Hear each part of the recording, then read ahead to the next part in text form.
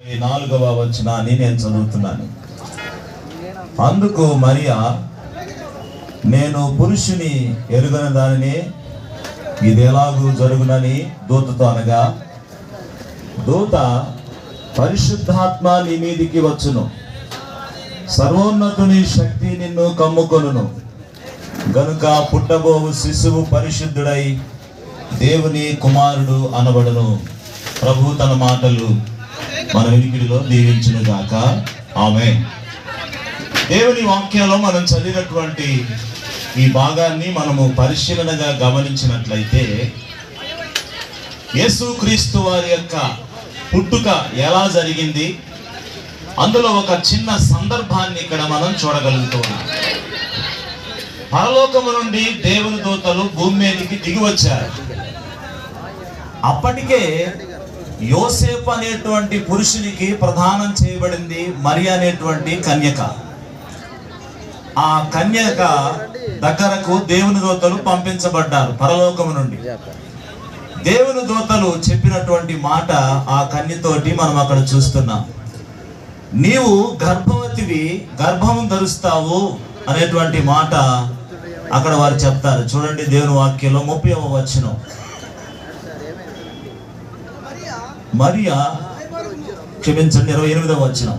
ఆ దూత లోపలికి వచ్చి ఆమెను చూచి, దయాప్రాప్తురాల, నీకు శుభము, ప్రభు నీకు తోడై ఉన్నాడని చెప్పాను. ఆ మాటకు మరియ బహుగా తొందరపడి, శుభవచనం ఏమిటో అన్నప్పుడు, దేవుని వల్ల నీవు కృప పొందావు, నీవు గర్భము ధరించి కుమారుని కంటావు, ఆయనకు యేసు అని పేరు పెడతావని, ఆయన సర్వోన్నతుని కుమారుడు అనబడతాడు అని దేవదూత చెప్పినటువంటి మాట మరియకు మనం వింటూ ఉన్నాం.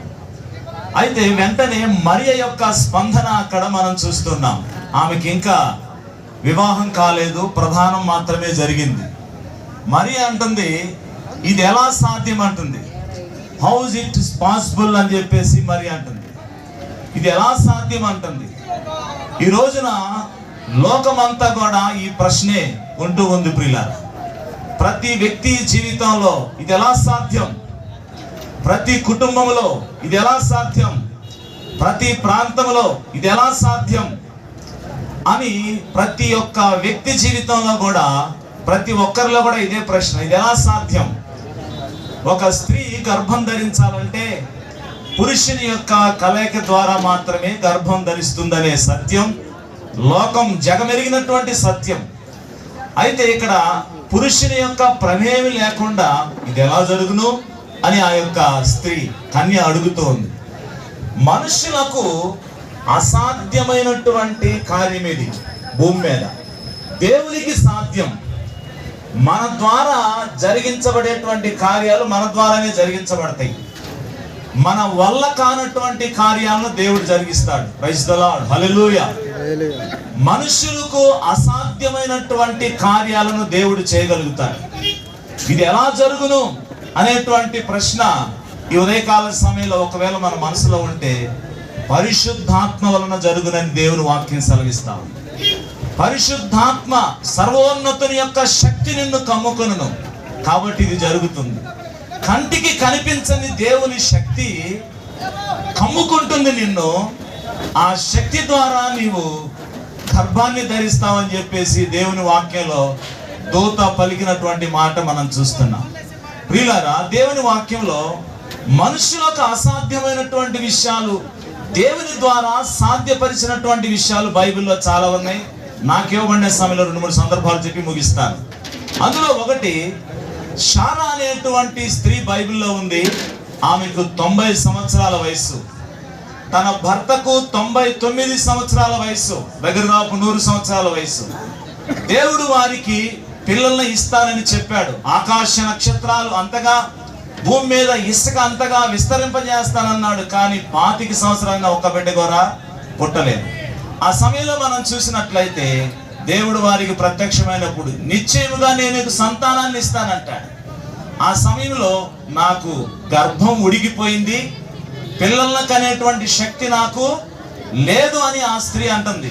అయినా కానీ దేవుడు అంటాడు, నీవు బిడ్డలను కంటావు, నీ గర్భాన పుట్టినటువంటి వాడే నీకు వారసుడు అవుతాడని చెప్పేసి మాట్లాడతాడు. ఆ సందర్భంలో ఆదికాండంలో మనం ఒక మాట చదివినట్లయితే అద్భుతమైనటువంటి విషయం ఉంటుంది. 18వ అధ్యాయం 14వ వచనంలో మనం చదువుతాం అన్నమాట. 18వ అధ్యాయం 14వ వచనం ఆదికాండంలో మనం చదివితే, యెహోవాకు అసాధ్యమైనటువంటిది ఏమైనా ఉన్నదా? యెహోవాకు అసాధ్యమైనటువంటిది ఏమీ లేదు. శూన్యములో నుండి, ఏమీ లేనటువంటి శూన్యములో నుండి ఈ సృష్టి అంతా కలుగు చేసినటువంటి దేవుడు, ఆయనకు అసాధ్యమైంది ఏమీ లేదు. ఉన్నదాన్ని లేనట్లుగా చేయగలుగుతాడు, లేని దాన్ని ఉన్నట్లుగా ఆయన చేయగలిగేటువంటి దేవుడు ప్రియులారా. కాబట్టి ఇది ఎలా సాధ్యం అంటే పరిశుద్ధాత్మ నీ మీదకి వస్తుంది.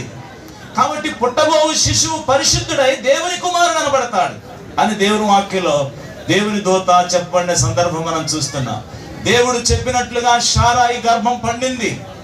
ఆమె నిండు వృద్ధాప్యంలో ఇస్సాకు అనేటువంటి బిడ్డకు జన్మనిచ్చినట్లుగా దేవుని వాక్యంలో లోకానికి సాధ్యమైనటువంటిదే ఆ కార్యం.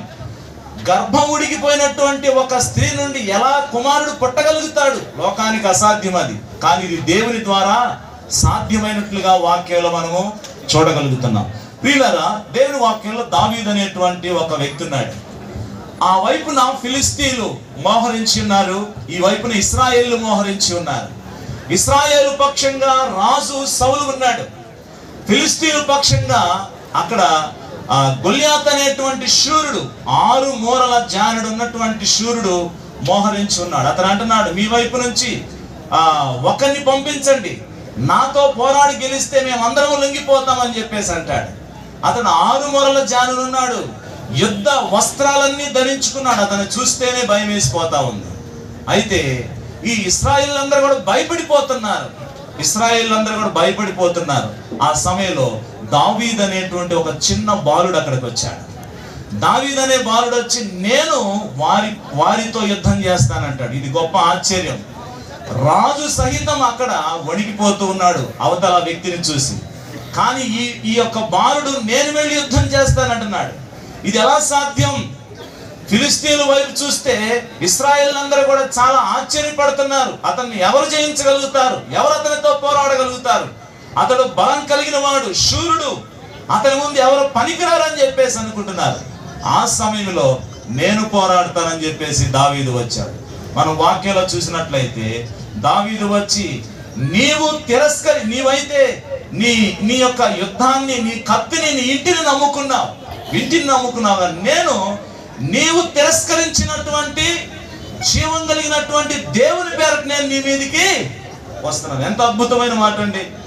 దేవుని పేరట నీ మీదకి వస్తున్నానంటాడు. ఇది ఎవరి వల్ల సాధ్యం?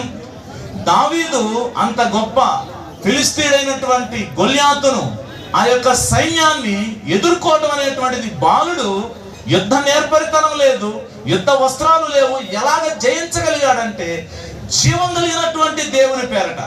ప్రియులారా, దేవునిలో శక్తి ఉంది. పరిశుద్ధాత్మ ద్వారా సమస్తం కూడా సాధ్యమనే విషయాన్ని మనం చూడగలుగుతున్నాం. దేవుని వాక్యంలో మనం గమనించినట్లయితే లాజరు అనేటువంటి వ్యక్తి చనిపోయి అప్పటికే 4 దినాలైంది. సమాధి చేసేశారు. యేసుక్రీస్తుకు స్నేహితుడిగా ఉన్నాడు, ప్రేమించిన వాడిగా ఉన్నాడు. అయితే 4 దినాలైంది, వారందరూ దుఃఖంలో మునిగిపోయారు. ఆ సమయంలో యేసుక్రీస్తు వారు అక్కడికి వచ్చారు. యేసుక్రీస్తు వారు వచ్చినప్పుడు, ఎక్కడున్నాడు లాజరు అంటే, సమాధిలో ఉన్నాడయ్యా, 4 దినాలైంది, దుర్వాసన వస్తుంది, ఎందుకు అక్కడికి వెళ్ళడం అని చెప్పేసి అంటున్నారు. ఆ సమయంలో యేసు ప్రభు వారు, మనం వెళదాం లాజరు సమాధి దగ్గరికి అన్నప్పుడు, ప్రియులారా, ఇది మనుషులకైతే అసాధ్యమే, కానీ సమాధి దగ్గరికి వెళ్ళి యేసు ప్రభు వారు అన్నారు, లాజరు బయటికి రమ్మన్నారు. ఇది లోకంలో చనిపోయి 4 దినాలైనటువంటి వ్యక్తి తిరిగి బయటికి రావడం అనేటువంటిది ఎక్కడ కూడా సంభవించలేదు. కానీ యేసుక్రీస్తు వారి ద్వారా అనేకమైనటువంటి అద్భుతాలు ఈ భూమి మీద జరిగినాయి. ఇది సమస్తము సాధ్యం ప్రియులారా ఆయన ద్వారా. లాజరు సజీవుడై బయటికి వచ్చాడు. దేవుని శక్తి ద్వారా లాజరు బయటికి వచ్చినట్లుగా దేవుని వాక్యంలో మనం చూస్తున్నాం. ఇది ఎలా సాధ్యం? చాలా మంది ఈ ఉద్యోగాన్ని ఎలా పొందుకోగలుగుతాం, లేకపోతే ఈ భార్యతో ఎలా, ఈ భర్తతో ఎలా, లేకపోతే ఈ నష్టం ఎలా, ఈ అప్పు ఎలా, ఈ ఆరోగ్యం ఎలా అనేటువంటి పరిస్థితులు చాలా ఉన్నాయి. ఎలా బలమైనటువంటి పరిస్థితి నేను ఎదుర్కోగలుగుతాను? ఇది ఎలా సాధ్యం? అని అనుకునేటువంటి పరిస్థితులు ఒకవేళ మీ జీవితాల్లో, మన జీవితాల్లో ఉంటే, దేవుని వాక్యం ద్వారా ఈ క్రిస్మస్ సందేశం ద్వారా నేను మీకు జ్ఞాపకం చేస్తున్నాను, పరిశుద్ధాత్మ వలన సమస్తం కూడా యేసుక్రీస్తు వారు భూమి మీదకి వచ్చి ప్రియులారా, ఆయన శిలువలో మనుష్యులందరి పాప పరిహారార్థమై మరణించి తిరిగి ఆయన 3వ దినాన లేచి సజీవుడిగా పరలోకానికి వెళ్ళారు. ఆయన ద్వారా సమస్తం కూడా సాధ్యం. ప్రియులారా, చివరి మాట, లోకమంతటికి ఒక విషయం ఏంటంటే, క్రిస్మస్ అనగా ఏంటంటే ఒక పాపి అయినటువంటి మనిషి పరిశుద్ధుడు కావడమే క్రిస్మస్ అని. ఒక పాపి అయిన మనిషి, 1 తిమోతి పత్రిక 1వ అధ్యాయం 15వ వచనంలో రాయబడిన మాట, పాపులను రక్షించుటకు క్రీస్తు యేసు ఈ లోకమునకు వచ్చాడనే మాట నమ్మదగినది, పూర్ణాంగీకారమునకు యోగ్యమైనదని దేవుని వాక్యం సెలవిస్తా ఉంది. యేసుక్రీస్తు భూమి మీదకి రావడానికి గల ప్రాముఖ్యమైనటువంటి కారణం పాపి పరిశుద్ధుడు కావటం. పాపం వల్ల వచ్చేటువంటి జీతం మరణం, అనగా ఈ లోకములో సహజ మరణమే కాకుండా యుగాయుగాలు అగ్నిగుండములో ఉండేటువంటి మరణం. ఆ మరణము నుంచి తప్పించడానికే యేసుక్రీస్తు వారు పాపము లేని వ్యక్తిగా మనిషిని చేయడానికి భూమి మీదకి వచ్చాడు. ఒక సందర్భంలో 19వ అధ్యాయము మత్తయి సువార్తలో, ధనవంతుడు దేవుని రాజ్యంలో ప్రవేశించడం దుర్లభం అని చెప్పేసి యేసు ప్రభు వారు అంటే, అలాగైతే ఎవడు మారు మనసు పొందుతాడని అడుగుతారు.